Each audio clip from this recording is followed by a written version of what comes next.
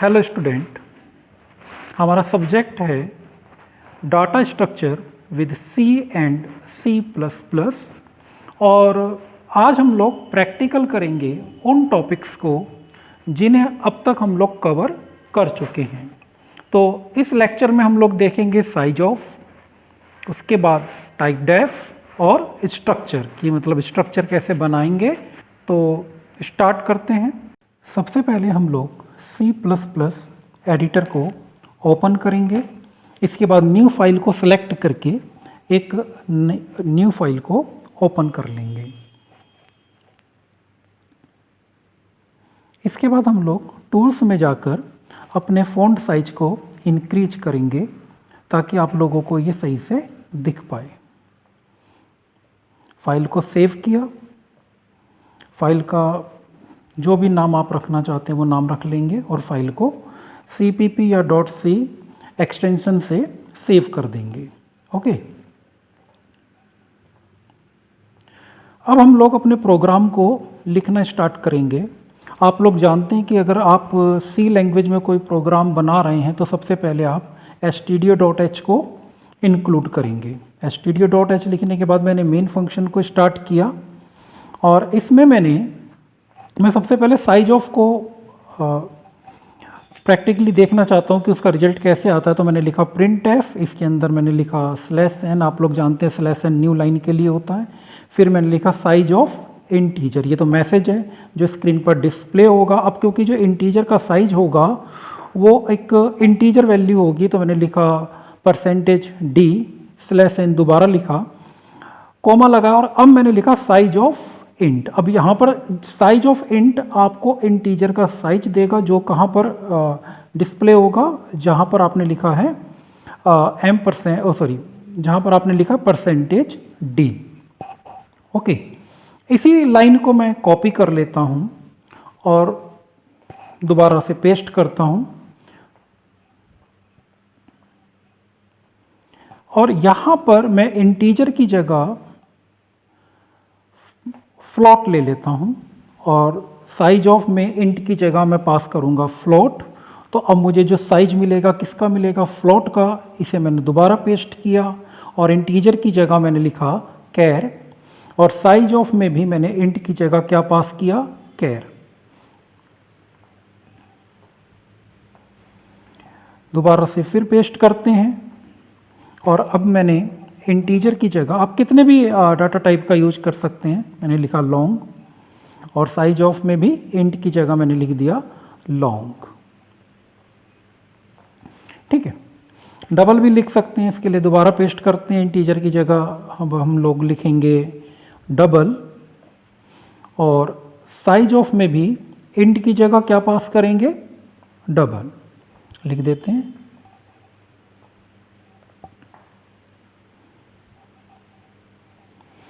अब इस प्रोग्राम को रन करते हैं। अब आप रिजल्ट देखिए, देख रहे हैं आप कि size of integer equal to 4, size of float equal to 4, size of char equal to 1, size of long equal to 4 and size of double equal to 8। तो जो डाटा टाइप जितना साइज बाइट्स में लेता है वो सब वहाँ पर डिस्प्ले हो जाएगा। इसे हम लोग दूसरे तरीके से भी कर सकते थे। क्या, अभी तो मैंने डायरेक्ट डाटा टाइप पास किए थे साइज ऑफ फंक्शन को। अब मैंने क्या किया, इनके वेरिएबल डिक्लेयर किए। जैसे मैंने लिखा इंट a, मतलब इंटीजर टाइप का एक वेरिएबल बनाया, फ्लोट टाइप का एक वेरिएबल बनाया, कैरेक्टर टाइप का एक वेरिएबल बनाया और लॉन्ग टाइप का एक वेरिएबल d और इसी तरह डबल का e।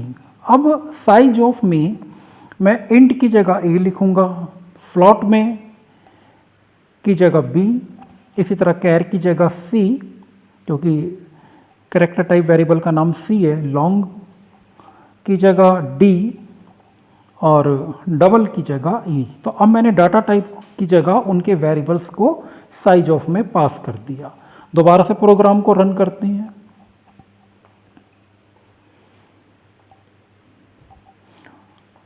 अब यहाँ पर थोड़ी सी एरर है क्योंकि फ्लोट की स्पेलिंग गलत है, आप उसे सही कर लीजिए, FLOAT।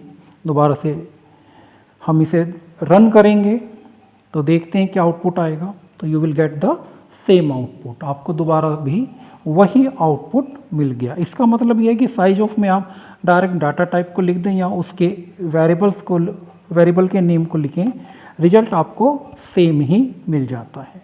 तो ये तो था आपका डाटा टाइप। अब हम लोग क्या करते हैं, स्ट्रक्चर के बारे में बात करते हैं। तो स्ट्रक्चर के लिए कीवर्ड होता है स्ट्रक्ट। मैंने स्ट्रक्ट लिखा, स्टूडेंट टाइप का मैं एक स्ट्रक्चर बनाना चाहता हूँ, तो मैंने लिखा स्ट्रक्ट स्टूडेंट और उसके अंदर पास किया एक एरे जिसका नाम है नेम और साइज है 20 और जिसका टाइप कैर, इसी तरह age integer type, marks integer type और एक और वेरिएबल ले सकते हैं आप अगर चाहें।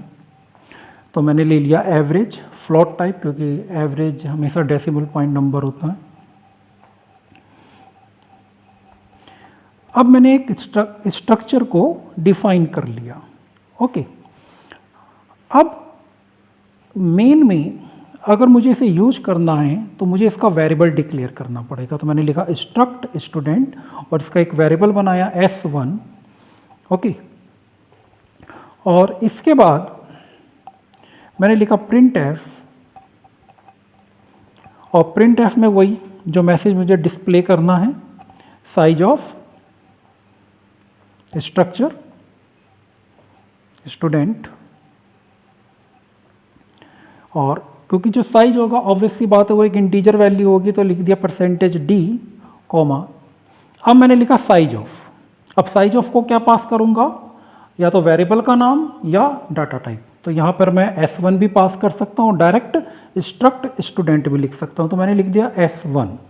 ठीक है, प्रोग्राम को रन करते हैं। ऊपर थोड़ी सी गलती है, एवरेज जहाँ मैंने लिखा है avg वहाँ पर मैंने सेमी कॉलन रह गया, तो वहाँ सेमी कॉलन लगा लेते हैं।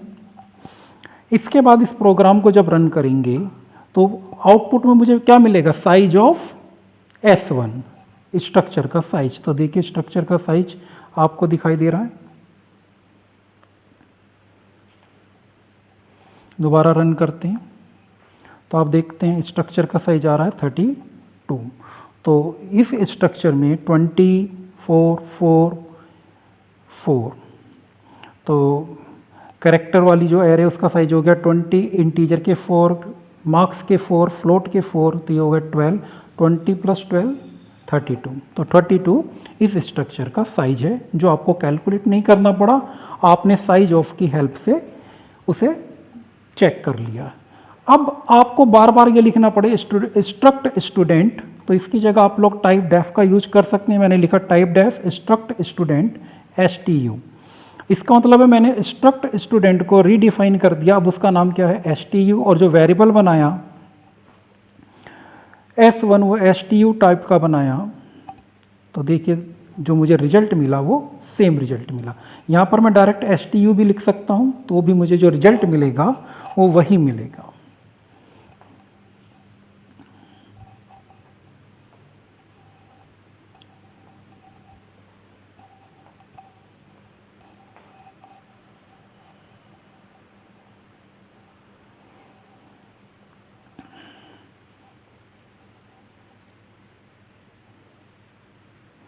अब मान लीजिए मैं इसे इनिशलाइज करना चाहता हूँ। ये जो मैंने अपना स्ट्रक्चर बनाया और इसका एक वेरिएबल है s1, इसे इनिशलाइज करना चाहता हूँ, मतलब इसे इनिशियल वैल्यू देना चाहता हूँ। तो इसके लिए मुझे क्या करना पड़ेगा, मैंने कर्ली ब्रैकेट लगाया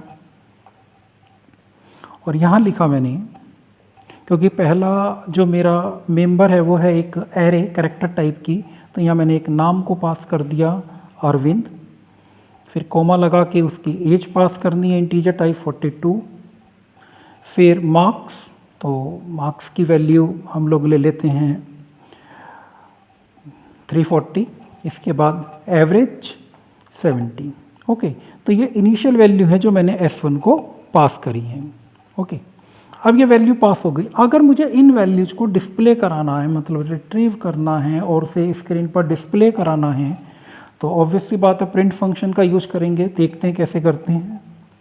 लिखा नेम इक्वल टू, अब नेम जो भी होगा वो स्ट्रिंग में होगा, तो लिख दिया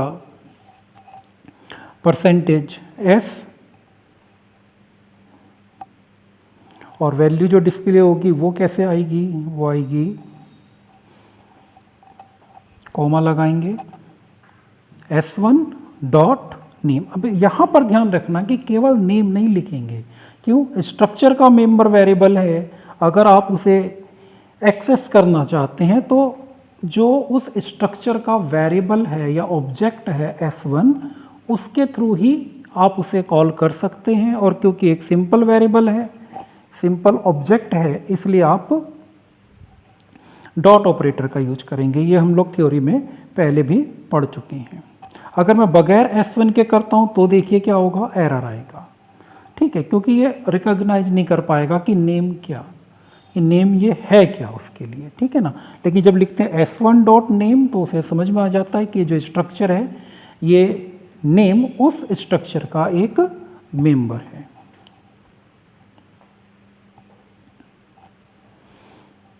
आगे देखते हैं, दोबारा से लिख देंगे वैसे तो वही।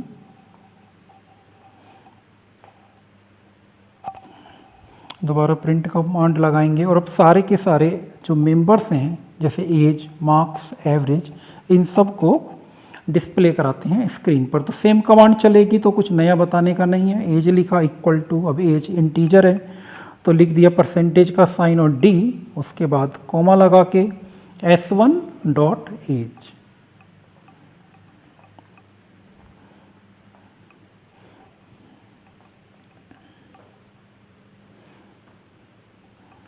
इसी तरह हम लोग मार्क्स के लिए करेंगे और इसी तरीके से हम लोग एवरेज के लिए भी करेंगे।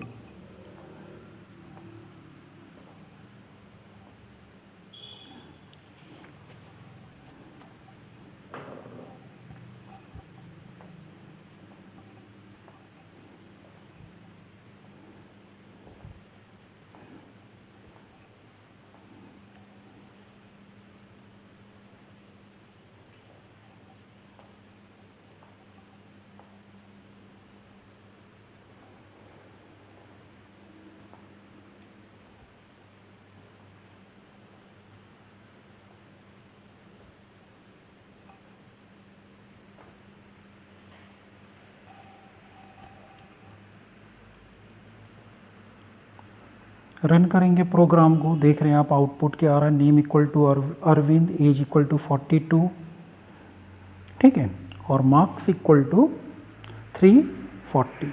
परसेंटेज को भी हम लोगों ने डिस्प्ले नहीं कराया है तो उसे भी लिख सकते हैं आप,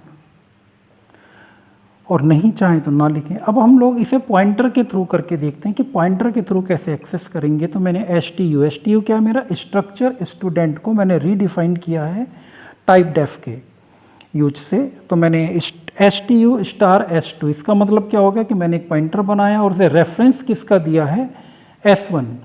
ओके, दोबारा से मैं ऊपर की सारी वैल्यूज को कॉपी कर ले, सारी प्रिंट एफ फंक्शन को कॉपी कर लिया मैंने, और यहाँ पर S1 की जगह मैंने लिखा S2। ओके, क्योंकि मैं S2 के थ्रू इन्हें एक्सेस करना चाहता हूँ। लेकिन S2 कौन है, S2 एक पॉइंटर है। अब अगर मैं इस प्रोग्राम को रन करूँगा तो मेरा एरर आएगा। क्यों एरर आएगा, वो इस वजह एरर आएगा क्योंकि S2 पॉइंटर है और मैं एक्सेस करना चाह रहा हूँ इन मेंबर वेरिएबल को S2 के थ्रू, तो मैं डॉट ऑपरेटर यूज नहीं कर सकता। इसके लिए मुझे एरो ऑपरेटर को अप्लाई करना पड़ेगा। तो मुझे यहाँ से डॉट ऑपरेटर को हटाना और एरो ऑपरेटर लगाना है। ठीक है, हर जगह जहाँ जहाँ पर भी S2 है मैं डॉट ऑपरेटर की जगह क्या कर दूंगा, एरो ऑपरेटर। ठीक है,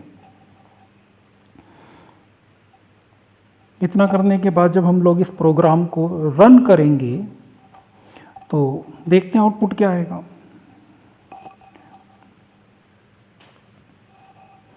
सेम आउटपुट आ गया। इसका मतलब है आपने मेंबर्स को एक्सेस किया, लेकिन अब की बार आपने पॉइंटर के थ्रू किया।